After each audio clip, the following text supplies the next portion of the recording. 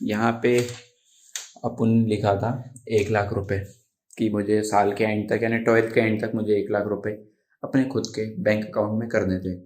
सो अभी हुआ क्या है, जो मैं लॉ ऑफ अट्रैक्शन करता हूँ जो भी रहता है, सो जैसे कि जो भी मैंने लिख के रखा है यहाँ पे 95%, आपको शायद कैमरे में उल्टा दिख रहा होगा क्योंकि सेल्फी कैमरे से कर रहा हूँ। सो यस, 1 लाख मैंने क्रॉस कर लिए हैं। जैसे कहता है दिसंबर भी कंप्लीट नहीं हो पाया, इट्स लाइक 26 नवंबर और दिसंबर तो चालू भी नहीं हुआ है।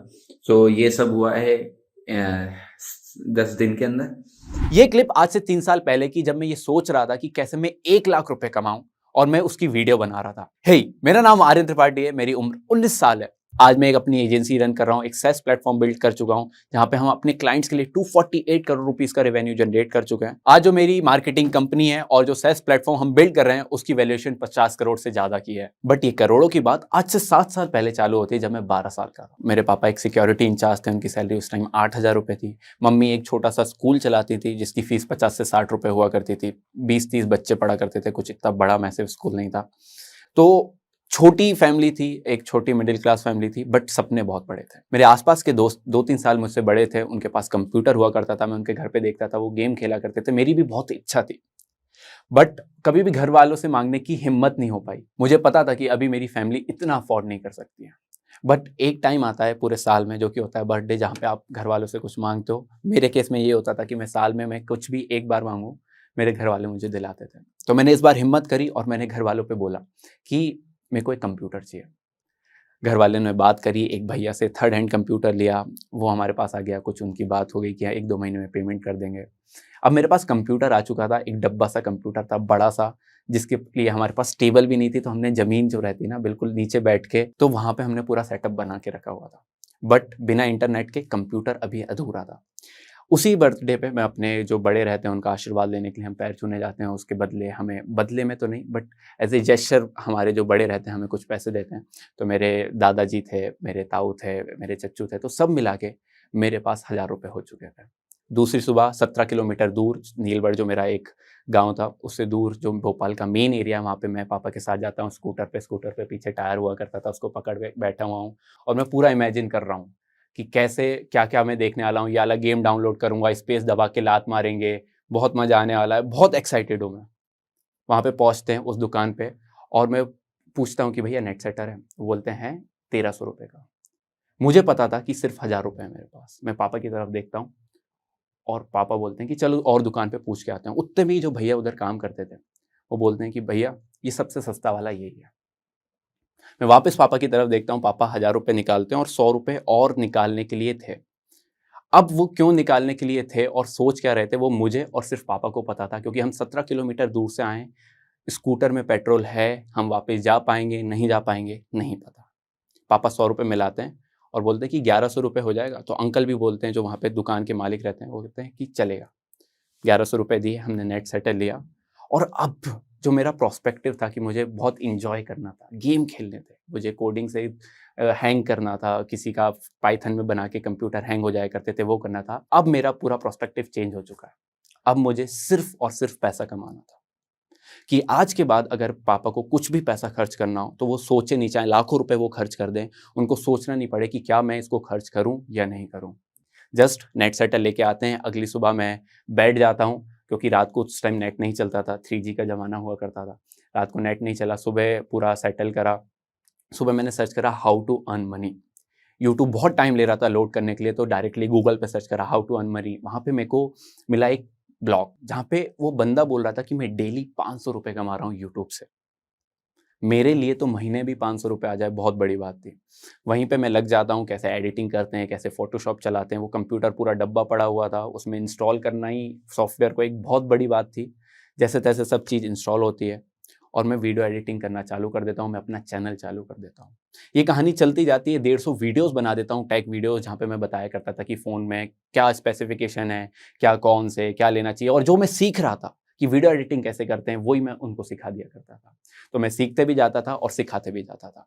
ऐसे चलता रहा और 150 वीडियोज़ के बाद मेरे एडसेंस अकाउंट में $7 थे, 490 रुपए के करीब, जो कि मैं खुश था कि ओके, 500 रुपए जो सोचा था वो चीज़ आ चुकी है। बट अब मैं ये सोच रहा हूँ कि मैंने ये 490 रुपये कैसे कमाए, यूट्यूब ने 490 रुपये मुझे दिए कैसे हैं। तो मैं वापस सोचने लग जाता हूँ और मैं फिगर आउट करता हूँ कि एक ब्रांड रहता है, जैसे कि आपने ये वीडियो देख रहे होगे, इससे पहले आपको एक ऐड आया होगा। एक ब्रांड यूट्यूब को पैसे देता है, यूट्यूब 45% कमीशन अपना रखता है, 55% क्रिएटर को देता है, बहुत सारी चीजें करता है एक ब्रांड, बट वो तब भी पैसे कमा रहा है। तो मेरे दिमाग में ये हिट हो चुका था कि अगर मुझे जिंदगी में कभी भी पैसा कमाना है, एक अच्छा मोटा पैसा कमाना है, तो एक प्रोडक्ट और सर्विस को मुझे बेचना सीखना पड़ेगा। जो मेरा एक टैग चैनल था, उस पर मैं वीडियो डाला करता था, उस पर मेरे 5000 सब्सक्राइबर थे और मेरे लोकल एरिया में लोग जानने लग गए थे, क्योंकि ये जियो का जमाना नहीं था। ये जियो से पहले का जमाना था, जहाँ पे 5000 सब्सक्राइबर भी होना एक सेलिब्रिटी वाली फील थी। वहीं पे एक दिन मैं आ रहा था अपने स्कूल से, मैं उतरा चौराहे पे और चलते रहा, तो एक भैया ने बोला, और बाबा कैसे हो? तो वहाँ पे मुझे बाबा बाबा बोलते थे, कैसी चल रही है वीडियोस? तो उन्हें एक चीज़ बोला, बाबा कितने पैसे कमा रहे हो? तो जस्ट मैं उनको समझाता हूँ कि पैसे ऐसे रहते हैं कि ऐड जितना आता है उससे पैसे कमाते हैं, क्योंकि उन लोगों को यही लगता था कि सब्सक्राइबर जितने होंगे उतना पैसा कमाओगे, हर महीने पैसा आएगा। थोड़ा सा समझाता हूँ और वहीं पे मेरे को एक पॉइंट हिट होता है कि मुझे एक सर्विस या प्रोडक्ट बेचना था।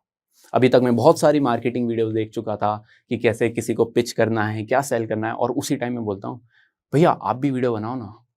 वो एक्साइटेड हो जाते हैं, बाबा कैसे करें अपन? तो मैं उनको बताता हूँ कि मैं शूट कर दिया करूँगा, एडिट कर दिया करूँगा। अब इस टाइम पे ना मेरे को कैमरा चलाना आता था, ना मेरे को म्यूजिक वीडियो एडिट करनी आती थी। अभी तक मैं सिंपल सिर्फ ट्रिम और जस्ट चिपका दिया करता था वीडियोस को। मैंने जस्ट अपॉर्चुनिटी आई और उसको ले लिया। आपने बहुत बार सुना होगा कि आपके पास अपॉर्चुनिटी आए उसको मना नहीं करना चाहिए, जस्ट आप पहले उसके लिए हाँ कर दो, उसको सीखने के लिए काम चालू करो। होगा तो ठीक है, आपको पैसे मिलेंगे, नहीं हुआ तो आपको कुछ लर्निंग तो मिलेगी। बस वही मैंने दिमाग में लगाया। मैंने बस उनसे बोला कि आप आ जाना और एक कैमरे की जुगाड़ कर लेना कि जिससे शूट करना है। तो वो सब उनके पहचान थी, वो चौराहे पे बैठा करते थे, तो चौराहे वाले भैया आपको पता ही है सब जुगाड़ू होते हैं, वो ले आए और हम सैटरडे और संडे शूट करने जाते थे। अब जो पहला शूट था उसमें मेरे को पता भी नहीं था कैमरा कैसे चलाना है, तो मैं साइड में वीडियो देख रहा हूँ कि हाउ टू ऑपरेट निकॉन क्योंकि मैंने कैनन का कैमरा चलाना सीखा था और भैया जो लेके आए थे वो निकॉन का था। तो मैं वो देख रहा हूँ कि कैसे शिफ्ट करना है। अब बहुत सारी गलतियां भी हो जाया करती थी, तो स्टार्टिंग की कुछ वीडियोस मेरी गई हैं कि ब्लर आई है, वो फोकस नहीं हो पाया है। तो मैं बोलता बाबा ये इफेक्ट है तो जब वो पूछते थे तो मैं अपनी गलती को भी एक फीचर बता दिया करता। अब मैं सर्विस बेचने लग गया था और जो कनेक्टिंग द डॉट्स वाला खेल था वो चालू हो गया था। अब एक दिन रात को मेरे को ईमेल आता है, I want to buy your channel. मुझे लगा ये हैक करना चाहता है, ये ईमेल पे जो कर रहा है। मेरी उस टाइम इतनी इंग्लिश अच्छी नहीं थी, तो मैं कुछ बड़ा सेंटेंस तो नहीं लिख पाया। मैंने डायरेक्ट उसको लिखा $900। मैं भी मजाक करने लगा क्योंकि उसने मजाक कर रहा था। उसने बोला सेंड योर पेपाल आईडी, क्योंकि मैं बहुत सारी ऑनलाइन वेबसाइट पे फ्रीलांसिंग करने के लिए डाल के रखा था, तो मेरी पेपाल आईडी बनी हुई थी। मैं उसको पेपाल आईडी सेंड करता हूँ और मेरे पास एकदम से नोटिफिकेशन आता है $900 क्रेडिट। ये एक ऐसा टाइम था, मेरे को लगा यार ये क्या था, ये तो एक्चुअल नोटिफिकेशन आ रही है। तो मैं बहुत टेक्निकल बंदा था, तो मैं ईमेल देख रहा हूँ, क्या सच में paypal.com से ही आया है ईमेल? मैंने सब चीज़ देखी और सच में मेरे पास पैसे थे। तो मैंने घर वालों को 1 लाख रुपए दे दिए कि लो छत डलवा लेते हैं। कुछ पैसे थे तो आईफोन ले आए, मैकबुक ले आया, एफडी करा के मैंने क्रेडिट कार्ड बनवा लिया। इस बंदे से मैंने कम से कम 5 से 6 लाख रुपए कमाए। बट अब यहाँ पे सबसे बड़ा सवाल था कि ये बंदा करता क्या है। मैंने उसको मैसेज भेजा कि आप करते क्या हो। आजकल बहुत वीडियोस वायरल होती है, what you do for your living. मैंने उस टाइम वो क्वेश्चन पूछा कि करते क्या हो, तो उन्होंने बोला मैं ड्रॉप शिपिंग करता हूँ। तो मैंने कहा मैं कैसे सीखूँ?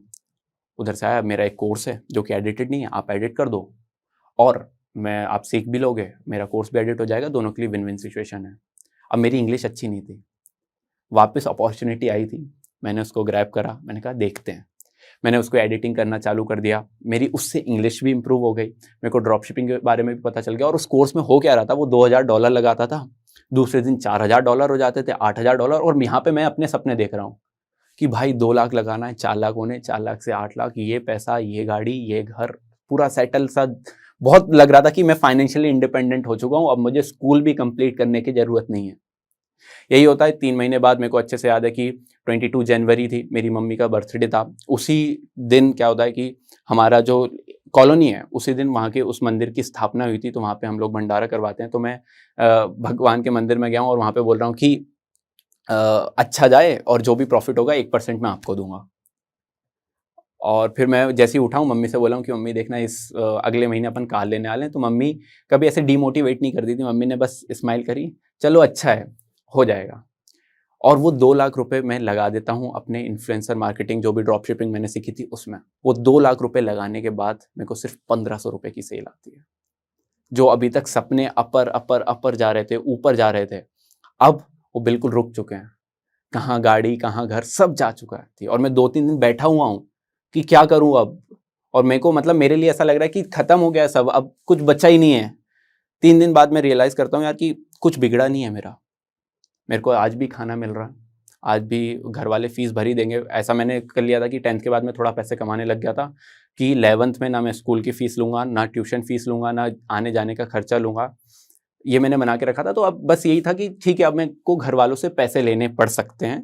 फिर तो अभी तक मैं स्कूल की फ़ीस खुद भर रहा था। तो जस्ट सोचा और फिर वहीं पे आया कि यार पाने के लिए तो बहुत कुछ है। मैं वापस मेहनत चालू करता हूँ, खोने के लिए कुछ भी नहीं बचा है जीवन में। और मेरे को एक अंदर से आया कि यार इस ड्रॉप शिपिंग बिजनेस ने अगर मेरे से 2 लाख रुपए लिए हैं तो मैं इसी से पैसे निकालूंगा। अभी तक जो बंदा एडिटिंग करा रहा था उसका इतना अच्छा चला नहीं, तो उसने भी उधर से पैसा आना भी मेरा बंद हो चुका था। अब मैं चालू करता हूँ ड्रॉप शिपिंग सीखना एक्चुअल में कि और क्या वेज है इन्फ्लुएंसर मार्केटिंग के अलावा। तो यहाँ से मुझे पता चलता है फेसबुक एड्स मेरे पास जो 200 रुपए थे वो अब बढ़ चुके थे। मेरे को कुछ 400 रुपये मिलने लगे थे, जो मैं लोकल सर्विस करता था, जो मैं वीडियो शूटिंग करता था, जो मैं एडिटिंग करता था, वहाँ से मेरे को पैसे आते थे। और मेरे को अच्छे से याद है मेरे पास 1780 रुपये थे अकाउंट में। मैं 1280 रुपये के ऐड चलाता हूँ और उससे मुझे 2400 रुपये की सेल आ जाती है। और मेरे को एक्चुअल लगता है कि ओके, अब ये टाइम है वापस ऊपर उठने का। मैं बस थोड़े पैसे लगाते जाता हूँ, जो आता है उसको मैं वापस लगाता हूँ। और मैं एक्चुअल में फेसबुक एडवर्टाइजिंग के थ्रू ड्रॉप शिपिंग सीख जाता हूँ। सो मैं यूएस में बहुत सारे स्टोर्स चलाने लग गया, मैं $1000 तक हिट करने लग गया। अब मेरा थोड़ा सा स्टेबल चल रहा था। अब जो इंस्टाग्राम पे मैंने हाईलाइट बनाई थी कि मेरे पास आईफोन है, मैकबुक है, तो लोग रिप्लाई करने लगे। जो मेरे फ्रेंड्स थे वो मेरे को रिप्लाई करने लगे कि करता क्या है। तो मैं उनको बताने लग गया कि एक ड्रॉप शिपिंग रहती है, ऐसा रहता है। पूरा मॉडल बताने लग गया कि चाइना से प्रोडक्ट सेलेक्ट करना है, एक शॉपिफाई पे आपको वेबसाइट बनानी है और यूएस में ऐड चला के आपको प्रोडक्ट सेल करना है, बहुत ईजी है। तो वो बोलते थे क्या तुम मेरे लिए कर दोगे? मैंने बोला हाँ, तो मेरी आप स्टोर ले लो 30,000 रुपीज़ में, उसमें इतना रेवेन्यू है, मैं आपका ऐड भी सेटअप करके दे दूंगा। तो उस टाइम में एक विनिंग प्रोडक्ट ढूंढता था, उसको चलाता था और वो स्टोर मैं बना के लोगों को सेल करने लगा। और वहां से मेरे अंदर बहुत सारा पैसा आने लग गया, कैश रिच हो गया मैं। कि अब मेरे पास पैसा आता था 30,000 50,000 रुपए के मेरे स्टोर्स बिकते थे, जो वेबसाइट रहती थी वो बिकने लगे। वहीं पे मेरे दिमाग में आया कि यार मेरे को फेसबुक एड्स बहुत अच्छे से आने लग गया है, शॉपिफाई बहुत अच्छे से आने लग गया है, ड्रॉप शिपिंग मॉडल क्या है वो बहुत अच्छे से आने लग गया है, क्यों ना इसका कोर्स बना दें। तो वहीं पे मैं एक फेसबुक एड्स का कोर्स बनाता हूँ, उसके एड्स रन कर देता हूँ। और वो कोर्स आज 35,000 लोगों से ज़्यादा लोगों ने खरीदा, जिसमें से 1000 लोग 10 लाख रुपए से ज़्यादा रुपए का रेवेन्यू जनरेट कर चुके हैं। अब मैं तो चला रहा था अपने कोर्स का ऐड, और क्योंकि वो मेरे पास डोमेन एक ही था edimize.com, तो लोग edimize.com पे आए और उनको लगा कि ये एजेंसी, और उन लोगों ने मुझे मैसेज करा कि आप मेरा ऐड चला दो। और मुझे पता ही नहीं था कि फेसबुक एड्स की भी एजेंसी चल सकती है। जो ऑडियंस थी उसने ही मुझे बताया कि मेरी पावर क्या है, आप किससे पैसे कमा सकते हो। मैं फर्स्ट प्रोजेक्ट उठाता हूँ 20,000 रुपये का, क्योंकि उस टाइम मैं बहुत फेमस सा हो रहा था कि बहुत सारे एड्स चल रहे थे। फर्स्ट प्रोजेक्ट आया 20,000 का, सेकंड क्लाइंट आया, मैंने उसको 30 पिच करा, उसने 30,000 मुझे पे करे। थर्ड आया रियल एस्टेट का था, मैंने कहा भैया इसमें तो बहुत मेहनत लगती है, 45,000 प्लस जीएसटी। उन्होंने मुझे 45,000 प्लस जीएसटी पिच कर। वहाँ से एक एजेंसी बिजनेस की चालू हो गई थी और एक्चुअल में मेरे पास अब पैसा आने लग गया था।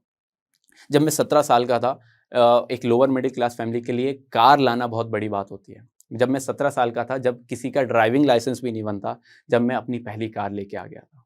और घर वालों का यही था कि देख तेरे पास आज तो पैसा आ रहा है, क्या कल पैसा आएगा, क्या ईएमआई भर पाएगा?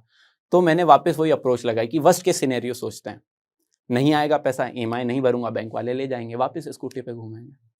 तो ऐसे करके मेरा आगे आगे आगे बढ़ता रहा, जहाँ पे मैंने रिस्क बहुत ज़्यादा लिया और वर्स्ट के सिनेरियो सोच के मैं डिसीजन मेकिंग करते रहा। और आज से 3-4 साल पहले मैं जो स्टॉक में देखा करता था, जहाँ से मैं मोटिवेशन जोश लिया करता था कि मैं लाइफ में क्या कर पाऊँ, और आज मैं उस प्लेटफॉर्म पे हूँ। तो मेरे को लगता है कि एक फर्स्ट चैप्टर मैंने कंप्लीट करा है। आज की एज में हम ये सोचते हैं कि हमें मर्सिडीज लेनी है, और सेकंड थॉट पे यही सोच लेते हैं कि कैसे लेंगे। कभी भी आप अपने आप को कम नहीं समझो। आप अगर सोच सकते हो तो वो अचीव कर सकते हो। Thank you. अगर आप इस स्टॉक के एंड तक पहुंच चुके हैं तो मैं आपको जो स्टॉक्स का एक दूसरा रूप भी दिखाना चाहता हूं। जिससे मैं काफ़ी देर से जुड़ा हुआ हूँ और मुझे बहुत बहुत ज़्यादा पसंद है कि वो क्या कर रहे हैं। जोश स्टॉक्स ने एक नया ऐप लॉन्च किया है जिसका नाम है जोश स्किल्स। अब वो नया नहीं रहा, काफ़ी टाइम से है, लाखों लोग उसको अब यूज़ करते हैं। और जोश स्किल्स पे आप अपनी ज़िंदगी के लिए कोर्सेज ढूंढ सकते हैं। वो कोर्स नहीं जो आपको physics, chemistry, commerce, business studies पढ़ाएंगे, वो कोर्सेज जो आपकी ज़िंदगी में आपको कैसे जीना चाहिए वो सिखाएंगे। मैंने खुद जो स्किल्स पे बहुत सारे कोर्सेज बनाए हैं, पब्लिक स्पीकिंग पे, इमोशनल क्राइसिस कैसे हैंडल किया जाए, अपनी पर्सनालिटी कैसे डेवलप की जाए। हर एक कोर्स में डेली क्विजेज हैं, एक्सरसाइजेज हैं, एक बहुत ही खूबसूरत कम्युनिटी है जो आपको सपोर्ट करेगी, आपको इनकरेज करेगी। आज ही डाउनलोड करें जोश स्किल्स का ऐप और उनके कोर्सेज एक्सप्लोर करके अपनी ज़िंदगी को आगे बढ़ाएं।